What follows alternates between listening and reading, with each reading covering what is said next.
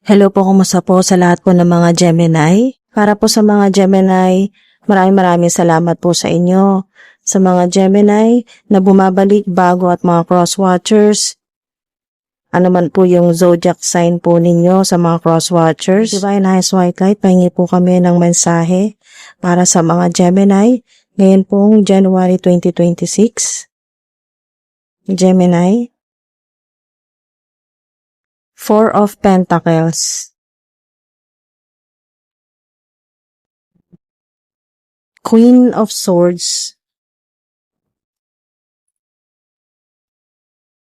Nine of Wands. Uy!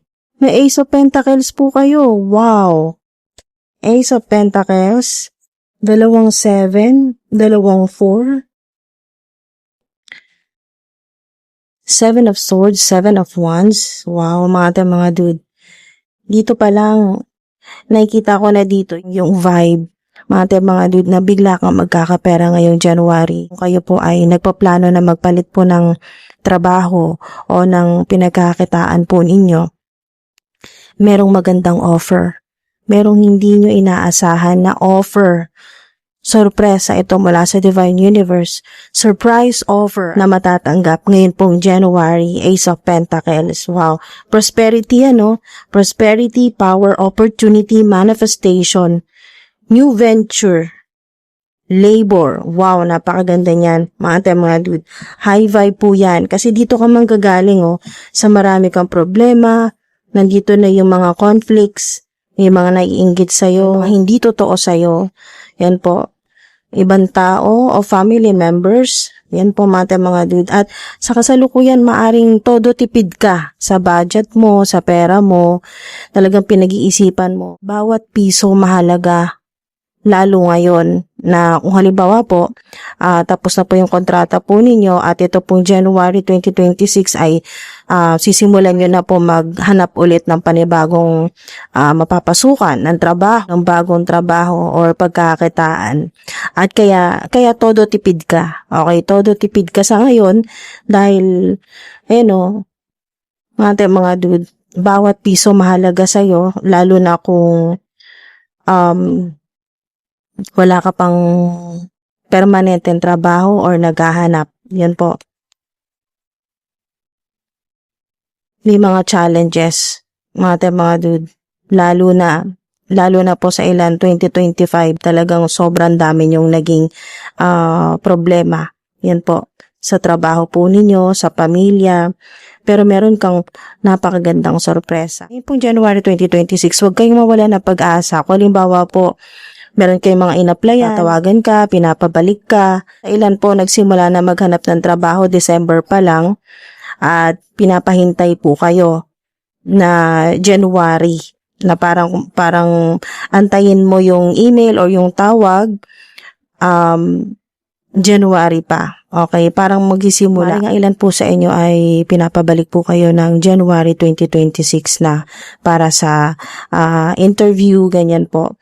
So, sa ilan ay maaring meron kayong yung energy ay disappointed, tipid na tipid muna habang naghihintay ng magandang opportunity. Kaya ito na yon, confirmation ito ngayong January 2026, masosorpresa ka. Okay, mga dude. Hindi ka pinababayaan ng Divine Universe dahil may magandang sorpresa. Hindi talaga inaasahan to. Hindi mo inaasahan ngayong January 2026 yan. Meron ditong Queen of Swords. Okay, meron ditong binibigyan ka ng pampalakas ng loob. Yan po, ng courage ng Divine Universe. Believe in yourself. Yan po. Believe in yourself and have courage to continue. Okay? Huwag ka mawalan ng pag-asa kahit na ilang beses ka ng hindi natanggap sa mga ina-applyan mo. Sinasabing bumalik ka na lang sa ganitong araw or sa ganitong buwan, pero maaring meron ka mga ina-applyan at pinapabalik ka na lang. Ayan po. Pero huwag ka mag-alala.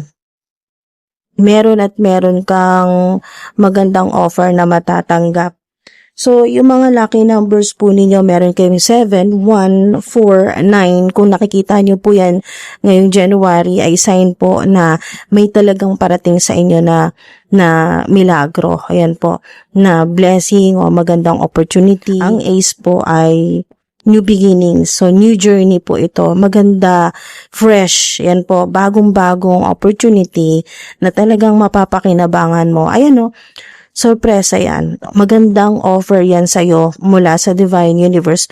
Yung ganito po na Ace of Pentacles ay tulong po ito, suporta po sa inyo, supply po ito, sorpresa sa inyo ng Divine Universe. Yan po, kung ano yung kailangan mo. Okay? Kung ano yung kailangan mo ngayong January 2026 ay matatanggap mo yan. So, hingi tayo ng mga lucky numbers.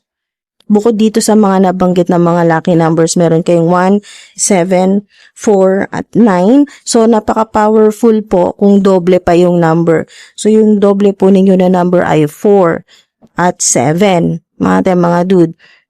So, ang 7 kasi ay, ito na yung magkaroon ka lang ng faith, madagdagan yung faith mo, yung pananalig mo, at yung courage mo. Huwag kang mawala ng pag-asa. Ipagpatuloy mo kung ano yung gusto mo. Kung gusto mong magpalit ng trabaho, magpatuloy pa rin. Sa ilan, hindi naman po magpapalit ng trabaho, magpapatuloy pa rin. Pero naghihintay ka ng magandang opportunity o pagtaas ng posisyon o paglaki ng sweldo.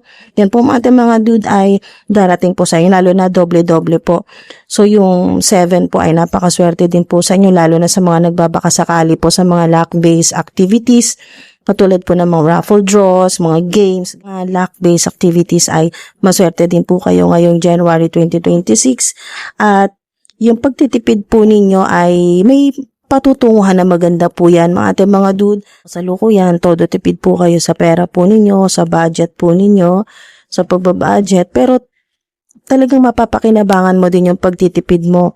Dahil pag dumating yung ganitong opportunity at kailangan mo nang pumunta sa interview, ay at least meron kang magagamit na pera, pamasahe mo pang budget mo, mga dude, or mga kailangan mo pang mga requirements, mga kailangan mo mga dokumento at mga kailangan mo pang asikasuhin, at least meron kang budget, meron kang enough na pera. Enough lang ito, hindi to sobra-sobra, itong 4 of Pentacles, pero makakatulong sa'yo na makamove forward ka. Ayan po, movement na po yan. 7 ay napakaswerte po na paggalaw. Ayan po, ng energy mo, paggalaw na sitwasyon, hindi na stagnant, mga dude, hindi na delay, ganyan po. Wala na pong delay. January 2026 ay maganda pong simula para sa inyo. Lalo na benamanuhan po kayo ngayong January ng Ace of Pentacles. Napakaganda po niyan. May magandang offer na hindi mo inaasahan ngayong January 2026 at surprise offer yan. Yan po, mula sa Divine Universe. So, meron pa tayong lucky numbers dito na number 8 o 7 ulit. Meron pa kayong 7, merong 2, 4 ulit, meron kayong 4. So, tatlo na yung 4 po ninyo. Ang 4 po kasi ay stability, security, na sa career, sa trabaho po ninyo, sa pera. So, secured na po yung inyo pong pananalapi, yung pera, yung trabaho, magkakaroon talaga ng stability or security. Yung hindi na kayo kakaba-kaba na biglang mawala ng pagkakakitaan, mawala ng pera, mawala ng trabaho. Secured, nandyan na po. At yung 7 naman po ay lucky din po yan. Tatlo na po yung 7 po ninyo, lalo na po sa mga nagbabakasakali sa mga luck-based activities. Play responsibly, mga dude. Basta meron kayong tatlo na po yung 7 po ninyo, so sign po ito na maswerte ka sa pera, maswerte ka sa mga opportunities ngayong January 2026, at pati na rin po sa mga luck-based activities. Pag nakakita ka ng tatlong 7, ibig sabihin ay maswerte ka, lalo na kung interesado ka sa mga ganyan po, luck-based activities. 8 din po, na-attract po ninyo yung money frequency. Kung nakita po kayo ng 8, 88, 88, 888. At kung may makita ka rin na kahit saan, no? Mga dude, plate number, oras, design sa t-shirt. Yan po, mga graphic designs na meron pong numbers. Ganyan po, may number sa dulo. Kahit sa dulo po, number 8. Plate number 8 din po. Lalo na kung nakita po kayo maraming 8. Kahit saan po, sa labas, may makita po kayo mga nakadikit po, number 8.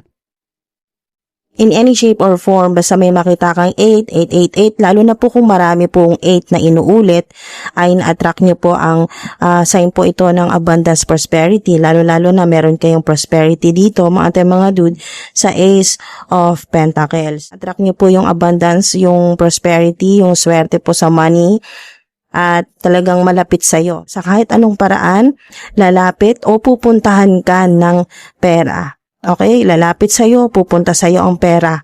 Kahit anong mangyari, susundan ka ng pera. Ayan po, mga dude, meron kayong 12, 10, 11. Ayan po, meron kayong number 3. 3. Okay, mga dude. At number 6 din po. So, bago natin isara ang portal po ninyo sa mga Gemini bago bumabalik at mga cross-watchers, may offer ba talaga? Wait.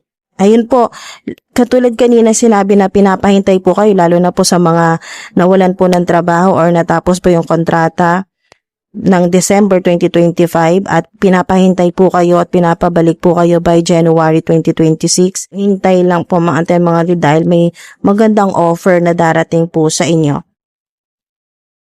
Have patience. Ayan po, have patience. Meron talagang magandang sorpresa sa iyo ang Divine Universe.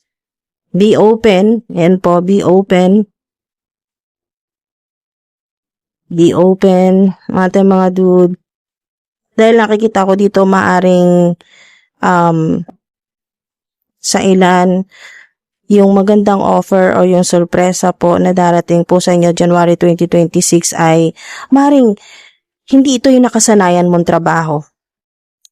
Ayan o, expect the unexpected. Pero sa ilan po, kung ano po talaga yung gusto po ninyong trabaho, yun po yung darating po sa inyo. Basta maghintay po kayo, may mas maganda pang offer na darating sa inyo, mga dude. Huwag panghinaan ng loob, huwag sasamaan loob, huwag kayong mawala ng pag-asa. Kung halimbawa ilang beses po kayong hindi natanggap sa ina-applyan po ninyo, January 2026 hanggang bago matapos po ang January 2026, hintay, have patience, expect the unexpected, mga dude, dahil meron talagang para sa'yo, merong sorpresa sa'yo ang Divine Universe. Expect the unexpected, mga dude. Yan po. Prosperity yan. Surprise offer yan. Mga surprise offer. Ayan o, something better will come instead. Something better will come instead. Diba?